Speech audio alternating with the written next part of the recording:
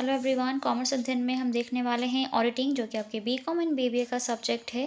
उसमें हमने पढ़ा था कि एरर एंड फ्रॉड क्या होते हैं और एरर्स कितने टाइप्स की होती हैं। तो ये एरर्स आप देख सकते हैं। हमने पहले बात की थी एरर ऑफ ओमिशन क्या होता है, किस तरह से अराइज होता है वो एरर, साथ ही साथ उसका क्या प्रभाव पड़ता है ट्रायल बैलेंस पर। इस वीडियो में हम देखेंगे कि एरर ऑफ कमीशन क्या होता है।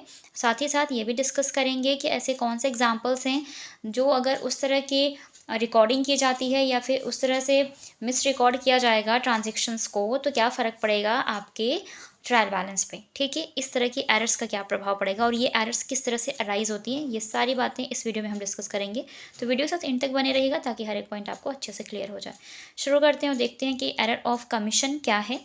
Errors of commission usually arise through negligence in the matter of recording some business transaction in the books of accounts. देखिए बच्चा, होता क्या है कि जब भी बुक्स ऑफ अकाउंट्स को प्रिपेयर किया जाता है, तो जब भी आप कोई भी काम, चाहे वो आप बुक्स ऑफ अकाउंट्स को प्रिपेयर करें या कोई भी काम जब आप जल्दी जल्दी करते हैं, लापरवाही के साथ करते हैं, तो होता क्या है कि कुछ चीज़ें छूट जाती हैं। एरर्स जो भी होती हैं वो जानबूझ करके नहीं होती, बाय मिस्टेक हो सकता है। आपने बहुत जल्दी जल्दी काम किया तो कुछ चीज़ें लिखने से छूट गई, तो ठीक वैसे ही बुक्स ऑफ अकाउंट्स में कुछ ट्रांजेक्शन्स रिकॉर्ड करने से रह जाते हैं, तो हम उसको बोलते हैं एरर ऑफ कमीशन। ज़्यादातर जो अकाउंटेंट हैं या जो भी बुक्स ऑफ अकाउंट्स को प्रिपेयर कर रहे हैं, वो लोग ये मिस्टेक्स करते हैं, कुछ चीज़ों को नेगलेक्ट करते हैं। तो उस लापरवाही के कारण जो भी इस तरह की एरर्स आती हैं, अराइज हो जाती हैं, उनको हम बोलते हैं errors of commission. If an item is incorrectly recorded in the journal or posted in the ledger, it is an error of commission. तो चाहे वो आप इनकरेक्ट तरीके से जर्नल में रिकॉर्ड कर रहे हो या फिर लेजर अकाउंट्स में पोस्टिंग कर रहे हो इनकरेक्ट तरीके से, तो ये भी एक तरीके से देखा जाए तो क्या है, एरर ऑफ कमीशन ही होगा। ठीक है, अगर आप गलती कर रहे हैं, गलत तरीके से चीज़ों को रिकॉर्ड कर रहे हैं, चाहे वो जर्नल में कर रहे हो आप या फिर लेजर अकाउंट्स में कर रहे हों। ठीक है, कुछ एग्जांपल्स की बात करेंगे यहाँ पे कि किस तरह से ये एरर्स अराइज होती हैं। ठीक है, वो देखने को मिल सकती हैं आपको बुक्स ऑफ अकाउंट्स में, और कैसे डिटेक्ट करेंगे आप इसको। ठीक है, a sale of ₹100 is entered in the sale books as ₹10। देखिए, सेल्स हुई है 100 रुपये की। आपने क्या किया कि सेल्स का जो अमाउंट है सेल्स बुक में 100 रुपये ना दिखा के 10 रुपये दिखा दिया आपने, तो ये तो एरर हो गई ना। आपने जल्दी जल्दी में थे, आपने जल्दी जल्दी में बुक्स ऑफ रिकॉर्ड्स जो थे उसका बुक्स ऑफ अकाउंट्स को प्रिपेयर किया आपने, और आपने 100 रुपये देखा तो कि है 100 रुपये, लेकिन आप 1 ज़ीरो लिखना भूल गए या फिर जल्दी में छूट गया, वो लिख नहीं पाए आप। ठीक है, तो यहाँ पर हो गया। तो ये किस टाइप की एरर हो जाएगी, एरर ऑफ कमीशन, और इसका कोई प्रभाव नहीं पड़ेगा ट्रायल बैलेंस पर। क्यों? क्योंकि यहाँ पर आपने सिर्फ 1 ज़ीरो हटाया है, ज़्यादा या कम की बात ही नहीं है। बुक्स ऑफ अकाउंट में 10 रुपये है, तो सेल्स बुक जो है आपकी, तो सेल्स का जो भी बैलेंस आएगा वो 10 रुपये आएगा, वो 10 रुपये ही ट्रांसफ़र हो जाएगा कहाँ पे, आपके ट्रायल बैलेंस में। तो वहाँ पर क्या होगा कि इसका कोई इफेक्ट नहीं पड़ेगा। ठीक है, चलिए नेक्स्ट देखते हैं। सेकंड पॉइंट क्या है आपका, correct entry in the journal and incorrect posting और posting an item to a wrong account. देखिए, आपने जर्नल एंट्रीज जब आप कर रहे थे, स्टार्टिंग में हम जर्नल एंट्रीज करते हैं, वो तो आपने सही कर दी, लेकिन जो आपकी सब्सिडरी बुक्स होती हैं, जैसे आप जो लेजर अकाउंट्स बनाते हैं, लाइक जैसे मान लीजिए कैश बुक है कुछ भी, या सेल्स बुक है, तो वहाँ पर जब आप पोस्टिंग करने गए ना, जब आप अकाउंट्स प्रिपेयर करते हैं और जब आप वहाँ पर पोस्टिंग करने गए, तो वहाँ पे आपने मिस्टेक कर दी। आपने गलत अकाउंट में चीज़ों को ट्रांसफ़र कर दिया, दूसरे अकाउंट का दूसरे अकाउंट में दिखा दिया, किसी दूसरे अकाउंट का अमाउंट था दूसरे अकाउंट में शो कर दिया, इस तरीके से। ठीक है, तो एंट्री तो सही की, जनरल एंट्री सही की, लेकिन हमने पोस्टिंग के टाइम गलती कर दी, तो वहाँ पर जो एरर इस तरह से आ जाती हैं, वो भी एरर ऑफ कमीशन का पार्ट होती हैं। एग्जाम्पल देख लीजिए, सेल्स ऑफ ₹100 में be return as ₹10 to the debit of the customers account. देखिए, आपने सेल्स किया, ठीक है, और कस्टमर अकाउंट में सिर्फ 10 रुपये ही डेबिट किए हैं। अगर आपने सेल्स उधार किया है तो एंट्री क्या हो जाएगी, customers account debit to sales. आप यही तो करते हैं ना, customers account debit to sales. और अगर कैश में सेल्स की है आपने, तो cash account debit to sales हो जाता है।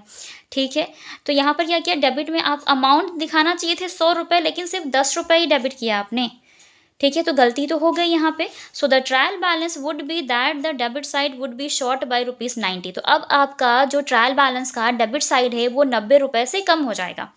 ठीक है, क्यों? क्योंकि आपने कस्टमर के अकाउंट को 10 रुपये से ही तो डेबिट किया, 100 रुपये से करते तो वो इक्वल होता। ठीक है, लेकिन सिर्फ 10 रुपये दिखाया, तो अब आपका जो ट्रायल बैलेंस है वो कितने से डिफ्रेंशिएट करेगा, 90 रुपये के साथ डिफ्रेंशिएट करेगा। ठीक है, नेक्स्ट है आपका errors in totalling and balancing. देखिए बच्चा, जब आप क्या करते हैं कि जर्नल एंट्रीज़ का जब आप जर्नल एंट्रीज़ कर लेते हैं तो उसकी टोटलिंग करते हैं, या फिर जो बैलेंसेस होते हैं, जब लेजर अकाउंट्स आप प्रिपेयर करते हैं तो आप सारे अकाउंट्स का टोटल करते हैं और बैलेंसेस को फाइंड आउट करते हैं। तो यहाँ पर कैलकुलेशन मिस्टेक हो सकती है कि आपने कैलकुलेशन गलत की, जोड़ा कम, मतलब जोड़ने में कोई गलती कर दी, कुछ अमाउंट्स आपसे छूट गए, तो फिर बैलेंस करने में भी तो दिक्कत हो जाएगी ना, बैलेंस भी गलत आएगा, है ना।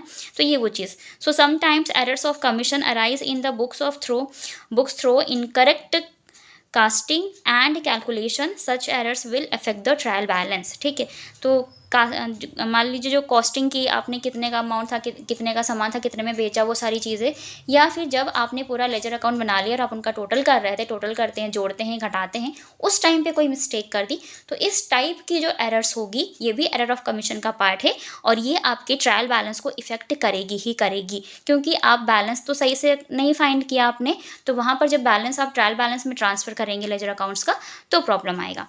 ठीक है, नेक्स्ट है आपका errors in carrying forward total two trial balance.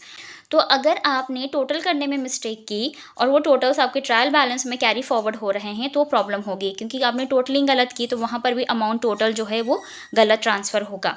So for example, the balance of ₹125 on the debit of an account may be carried forward to the debit column of the trial balance as ₹115।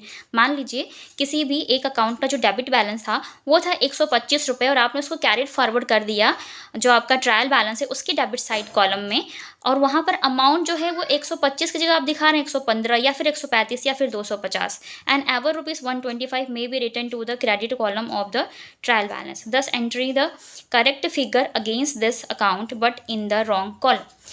ठीक है, तो आपने क्या किया, debit side का amount debit में transfer तो किया, लेकिन 125 की जगह अब आप दिखा रहे हैं 115 दिखा रहे हैं, या फिर 135 दिखा रहे हैं, या 250 दिखा रहे हैं। सिमिलरली आप क्या करते हैं कि 125 रुपये आपको क्रेडिट में दिखाना था, ठीक है, अब आप क्रेडिट, या फिर इसी 125 को आपने डेबिट में ना दिखा करके कहाँ पर शो कर दिया, क्रेडिट में शो कर दिया, तो उसके अगेंस्ट एक अनदर अमाउंट क्रिएट हो गया।